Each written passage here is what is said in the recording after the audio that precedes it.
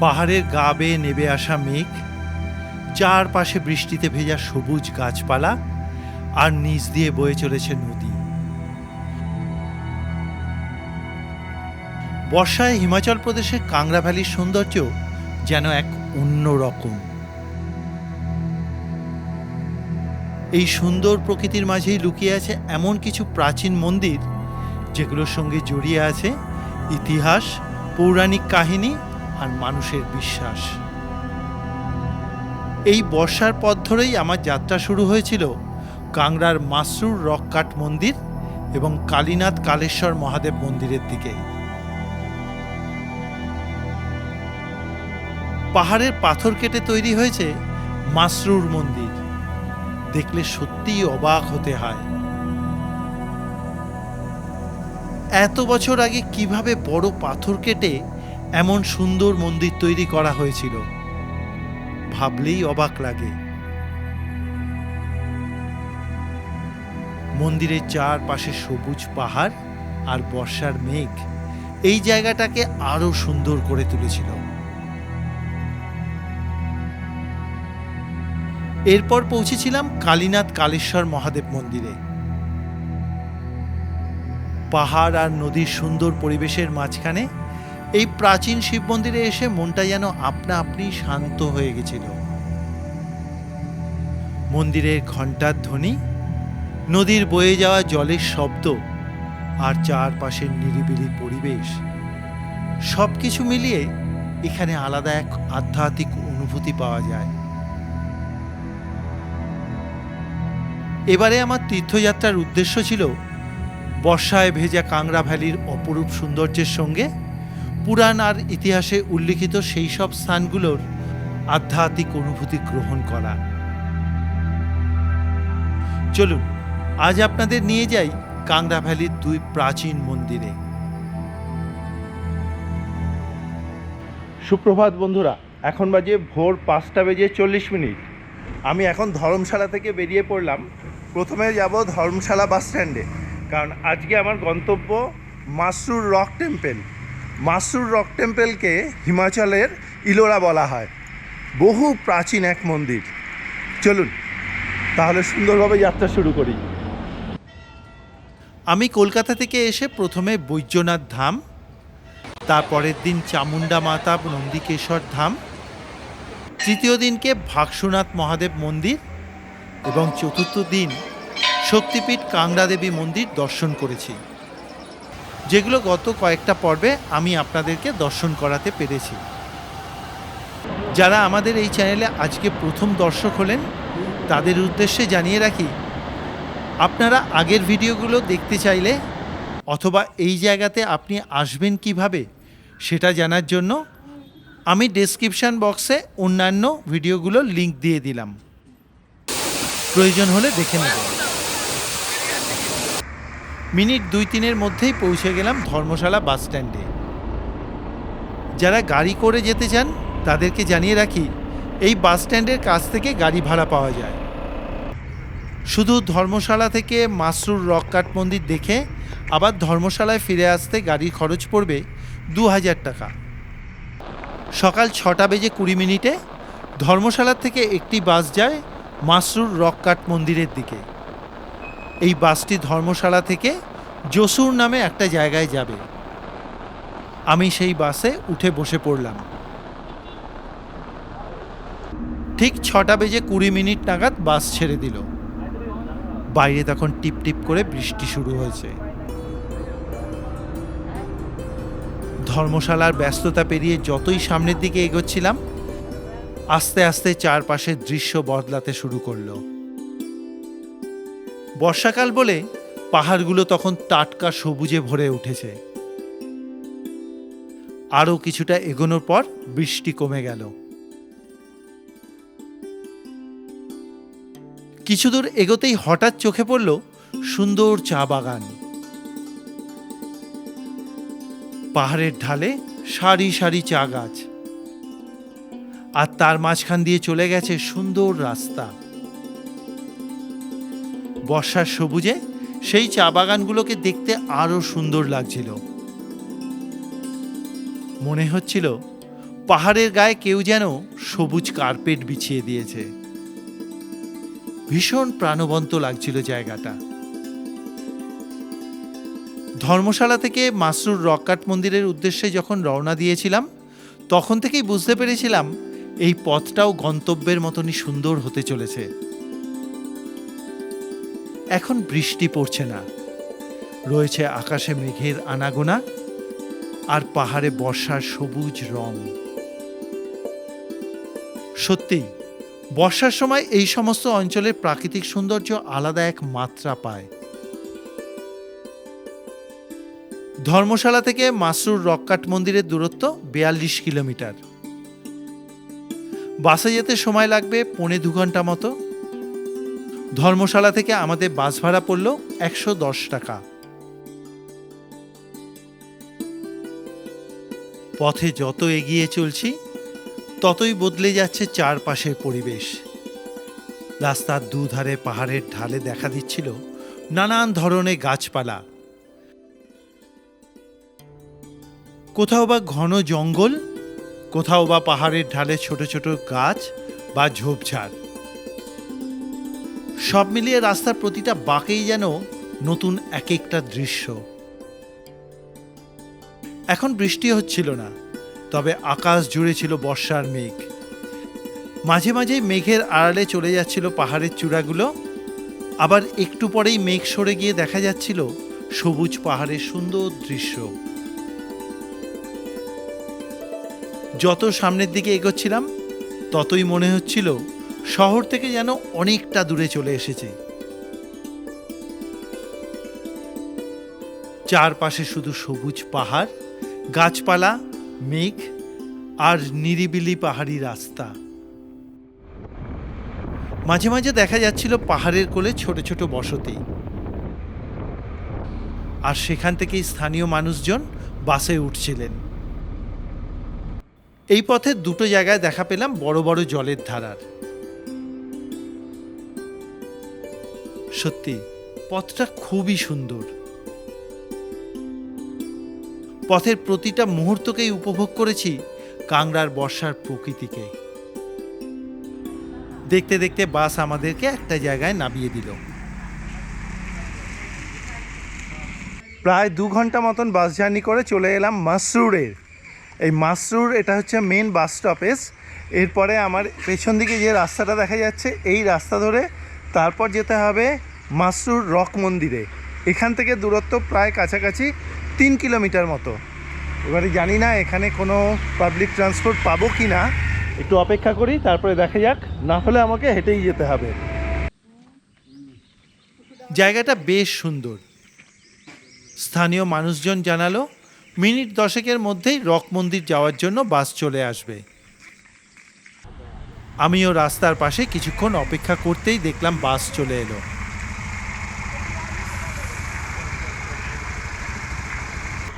উঠে পড়লাম বাসে। বাস একদম ফাঁকা। রক মন্দির যাওয়ার জন্য বাসে ভাড়া পড়লো 10 টাকা। মিনিট 10 মতন বাসে চলে আসার পর পৌঁছে গেলাম মন্দিরের একদম কাছে। এখান থেকে হেঁটে আর 100 মিটার মতন দূর। চলুন এবার দর্শন করতে যাওয়া যাক। হেঁটে এগিয়ে চললাম পাহাড়ের একটু ওপর দিকে। কিছু দূর এগোতেই বাঁদিকে দেখতে পেলাম সেই বিস্ময়কর সুপ্রাচীন মন্দিরের কিছুটা অংশ। এই এসে পৌঁছে গেছি সেই বিখ্যাত প্রাচীন মাসরুর রক মন্দিরে। চলুন দর্শন করে আসি। গেট দিয়ে হেঁটে এগিয়ে চললাম মন্দিরের সামনের দিকে। এই পুরো অঞ্চলটি ভারতীয় প্রত্নতাত্ত্বিক বিভাগের দ্বারা সংরক্ষিত। আমাকে 25 টাকার বিনিময়ে একটা টিকিট কেটে ভেতরে ঢুকতে হলো। খুব পরিষ্কার পরিচ্ছন্ন করে সুন্দরভাবে রাখা আছে। সুপ্রাচীন এই মন্দির কম্পাউন্ডে ঢুকে আমি প্রথমেই অবাক হলাম এখানকার স্থাপত্য শৈলী দেখে। মাসরুর রক কাট মন্দির হিমাচলের অসাধারণ কয়েকটা প্রাচীন শিব মন্দির। পাহাড়ের একটি মাত্র বেলে পাথরের শিলাখণ্ড কেটে এই মন্দিরগুলো তৈরি করা হয়েছে। এই কারণেই এই নামের সঙ্গে রক কাট কথাটি জড়িয়ে আছে। ঐতিহাসিকদের মতে মন্দিরগুলোর নির্মাণকাল আনুমানিক খ্রিস্টীয় ৮ম থেকে ৯ম শতাব্দীর মধ্যে, অর্থাৎ আজ থেকে প্রায় ১৬০০ থেকে ১৭০০ বছরেরও বেশি পুরনো এই স্থাপত্য।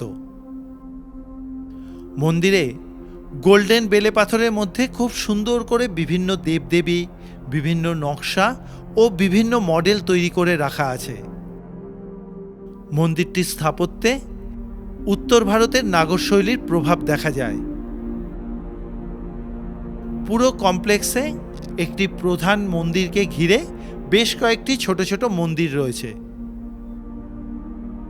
মাঝের মূল মন্দির হল স্বয়ং মহাদেবের। আমি আস্তে আস্তে সেই মন্দিরের ভেতর দিকে এগিয়ে চললাম। সত্যি আজ এখানে এসে অবাক হতে হয়, আজ থেকে শত শত বছর আগেও শুধুমাত্র ছেনি আর হাতুড়ি দিয়ে কিভাবে একটা পাথরকে কেটে এই ধরনের মন্দির তৈরি করা সম্ভব হয়েছে। মূল মন্দিরে বর্তমানে বিভিন্ন দেবতাদের প্রতিষ্ঠা করে রাখা আছে।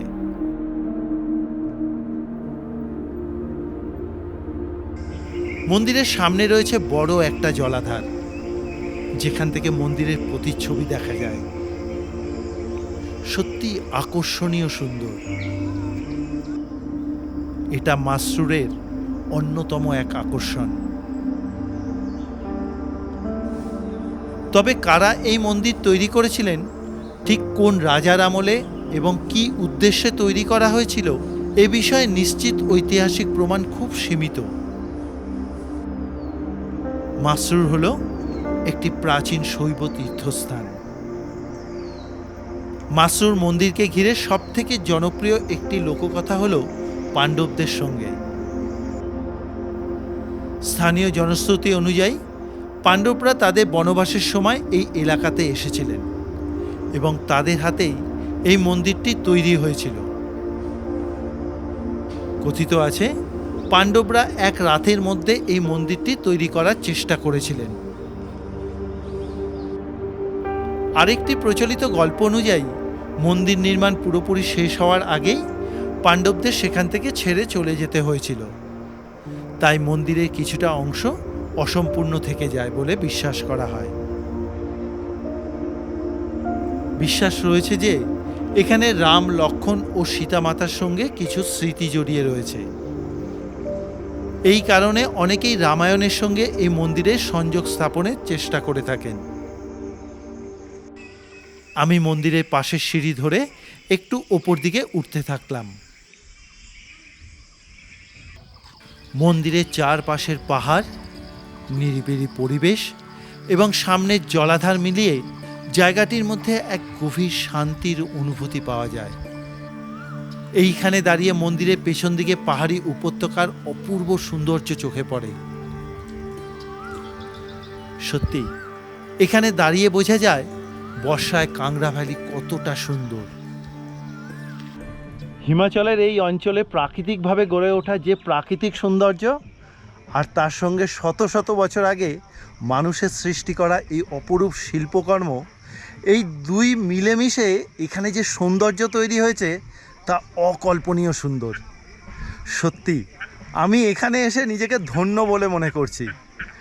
আমি এই জায়গার খোঁজ পেয়েছি একটা বই পড়ে। তখন আমি ভাবছিলাম যে আমি কিভাবে আসব, আমি বুঝতে পারছিলাম না। তবে অনেক কষ্ট করে এসেছি। এসে যে জায়গাতে উপস্থিত হয়েছি, সত্যি অকল্পনীয় সুন্দর এক জায়গা, আর তার সঙ্গে এখানকার শান্তি এ অবর্ণনীয়। আপনারা হিমাচলে আসলে বা ধর্মশালাতে আসলে চেষ্টা করবেন এই জায়গাটা একবার ঘুরে যাওয়া। আপনাদেরকে কথা দিচ্ছি, এখানে আসলে যা শান্তি পাবেন এবং যা প্রাকৃতিক সৌন্দর্য পাবেন তা আপনাকে আমি ভাষা দিয়ে বলতে পারবো না। অপূর্ব লাগছে, অপূর্ব। চলুন আশপাশটা আরেকটু ঘুরে দেখে নিই, তারপরে এখান থেকে বেরিয়ে যাব।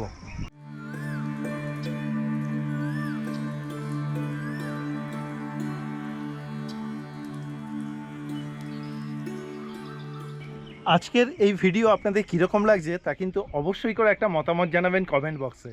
এটা আমার তরফ থেকে আপনাদের কাছে একটা অনুরোধ রইল। আপনাদের প্রতি কটা মতামত আমাকে অনেক বেশি উৎসাহ দিয়ে থাকে এই রকম বিভিন্ন তীর্থক্ষেত্রে ছুটে চলার জন্য।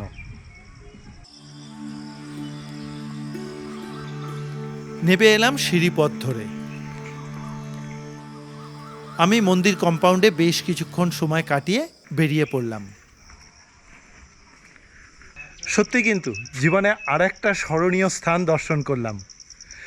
খুব ভালো লাগলো জায়গাটা। চলুন এখান থেকে বেরিয়ে নিচের থেকে বাস ধরবো, বাস ধরে সোজা যাব দেহেরা গোপীপুর বলে একটা জায়গা। ওই জায়গাতে গিয়ে আজকে রাত্রেবেলা থাকার প্ল্যান আছে। এবার গিয়ে পৌঁছই, তারপরে আপনাদেরকে সবটাই বলতে পারবো। ফেরার পথে ওই 3 কিলোমিটার রাস্তা হেঁটেই ফিরতে হয়েছে। ফেরার সময় কোনো বাস পাইনি।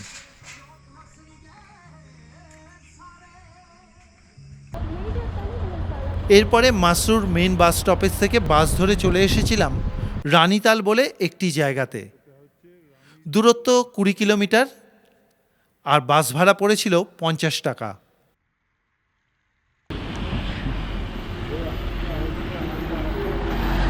দেহেরা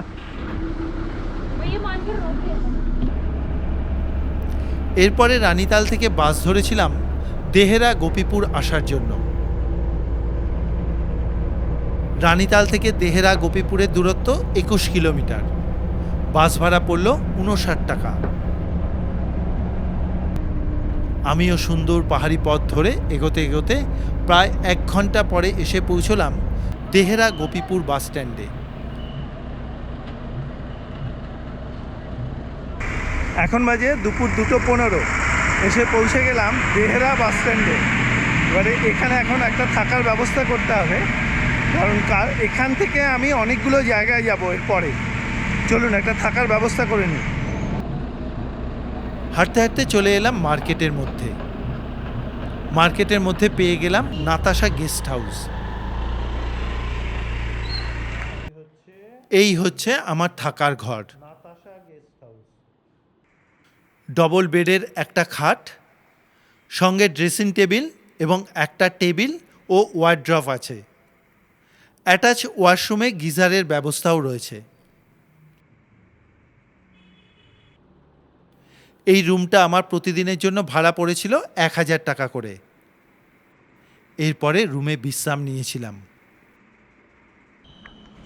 পরের দিনকে খুব সকাল সকাল উঠে পড়েছিলাম। সুপ্রভাত বন্ধুরা, এখন বাজে সকাল 8:15। আমি এখন আছি হিমাচলের দেহেরাতে। এই জায়গাটার নাম হচ্ছে দেহেরা গোপীপুর। আজকে এখান থেকে দর্শন করতে যাব কালেশ্বর মহাদেব মন্দির। চলুন যাওয়া যাক। এই সামনেই আছে বাস স্ট্যান্ড, ওখান থেকে বাস ধরব। সামনেই বাস স্ট্যান্ডে হাঁটতে হাঁটতে চলে এলাম।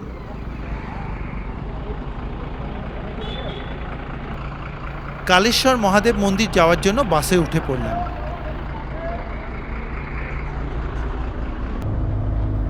এই বাস আমাকে নিয়ে যাবে প্রাকপুর বলে একটা জায়গাতে। ওখান থেকে আমাকে বাস পাল্টে নিতে হবে। দেহেরা গোপীপুর থেকে প্রাকপুরের দূরত্ব 12 কিলোমিটার। বাসে ভাড়া নিল 30 টাকা। প্রায় 25 মিনিট মতন বাস চলার পর বাস আমাকে প্রাকপুরে নামিয়ে দিল। এবারে এখান থেকে 3 কিলোমিটার দূরে আছে কালেশ্বর মহাদেব মন্দির। এখানে কিছুক্ষণ অপেক্ষা করি, এখানে বাস আসবে বলল, বাসে করে যাব। মিনিট 5 মধ্যে বাস চলে এলো।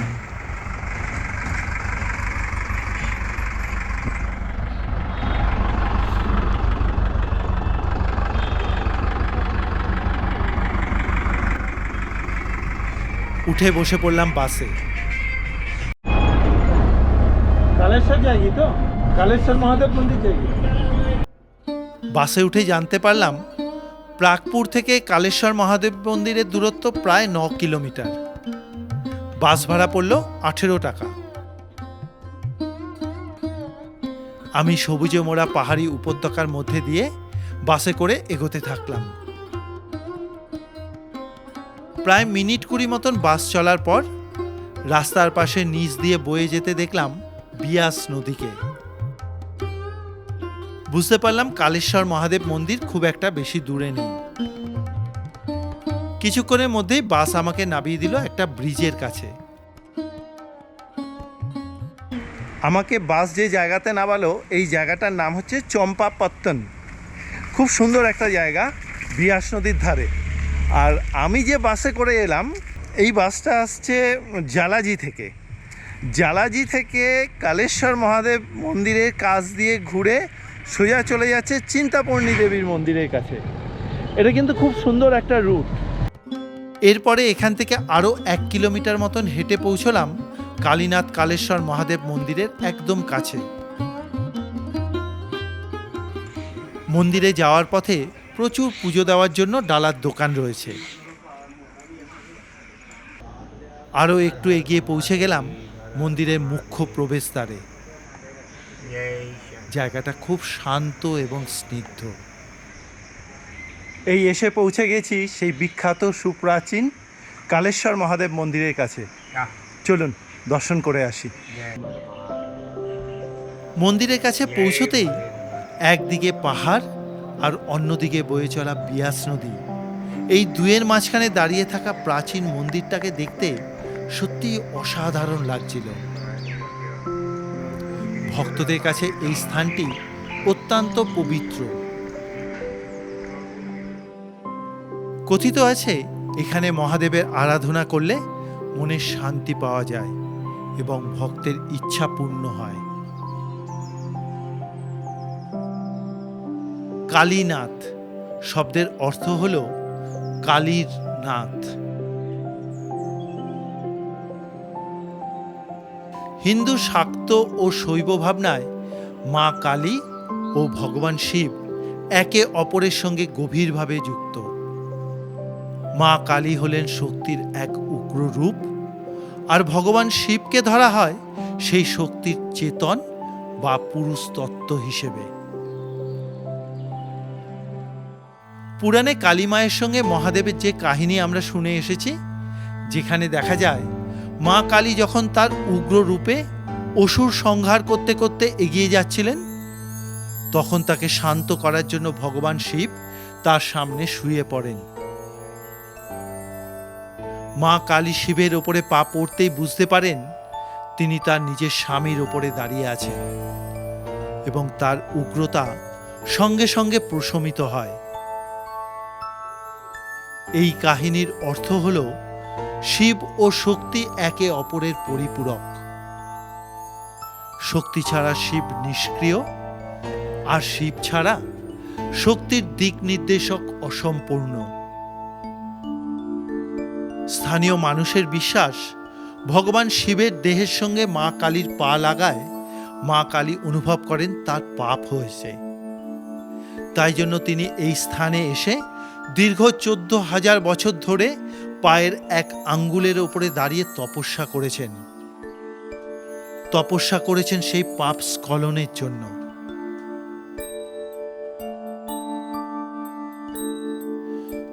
বর্তমানে এই মন্দির কম্পাউন্ডের ভেতরে বিরাট বড় এক বটগাছের পাশেই রয়েছে মা কালীর সেই তপস্যা স্থল। বর্তমানে সেই তপস্যা স্থলে মন্দির তৈরি করা হয়েছে। মন্দির কম্পাউন্ডের মধ্যস্থলে মূল মন্দিরের ভেতরে রয়েছে স্বয়ং মহাদেব এবং মা কালী পিণ্ড রূপে। এই যে সামনে গোল মতন বেদি করা জায়গা রয়েছে, তার ভেতরেই নিচের দিকে রয়েছেন মা কালী এবং স্বয়ং মহাদেব।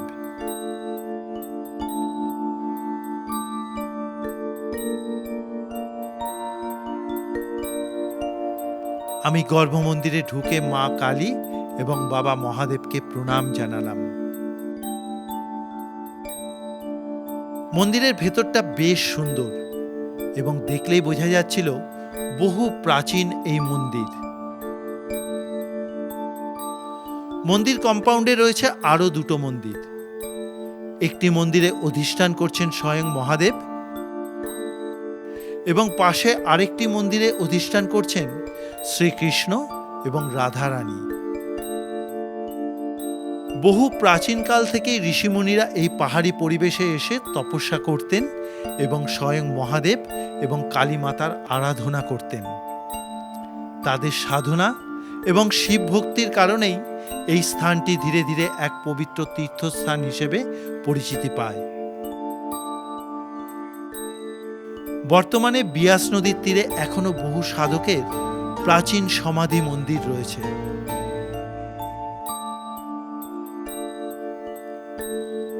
মূল মন্দিরের পাশেই রয়েছে সুপ্রাচীন আরেকটি শিব মন্দির।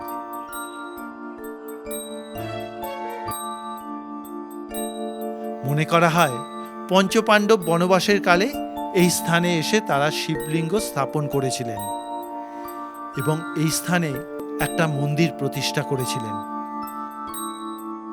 যে মন্দিরের অস্তিত্ব আজ শুধুমাত্র কয়েকটি পাথর খণ্ডে রয়েছে।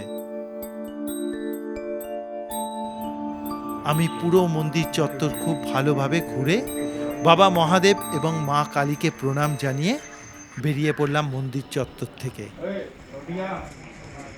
খুব গুরুত্বপূর্ণ এক তীর্থস্থান দর্শন করলাম।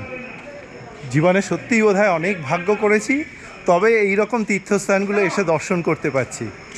গর্ভমন্দিরের একদম যে মূল শিলা, সেই শিলার ছবি তোলার কোনো অনুমতি নেই, কিন্তু নিজের স্বচোখে যা দর্শন করলাম অকল্পনীয়। মানে আমরা যে গোল মতন জায়গাটা দেখেছি, ওটার অনেকটা ভেতরে শিলার মধ্যে বাঁদিকে রয়েছে মায়ের শিলারূপী রূপ, আর ডান দিকটাতে রয়েছে বাবা মহাদেবের শিলারূপী রূপ। ছোট আয়তনে, খুব ছোট, মোটামুটি 7-8 ইঞ্চি মতন উচ্চতা হবে। বহু প্রাচীন, দেখলেই বোঝা যায়। আর গর্ভমন্দিরে যা শান্তি অনুভব করেছি তা ভাষা দিয়ে কল্পনা করতে পারবো না।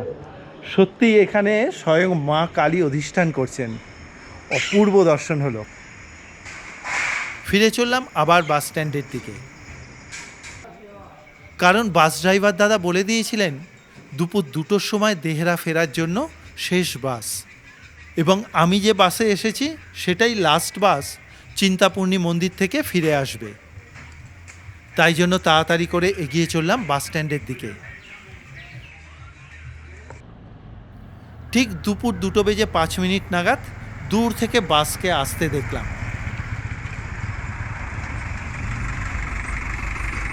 উঠে পড়লাম বাসে।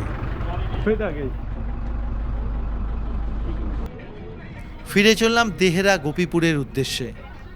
আজকের মতন ভিডিও এখানেই শেষ করছি। দেখা হবে আগামী পর্বে নতুন আর এক তীর্থস্থানে। ততক্ষণের জন্য বিদায়। সবাই ভালো থাকবেন, সুস্থ থাকবেন।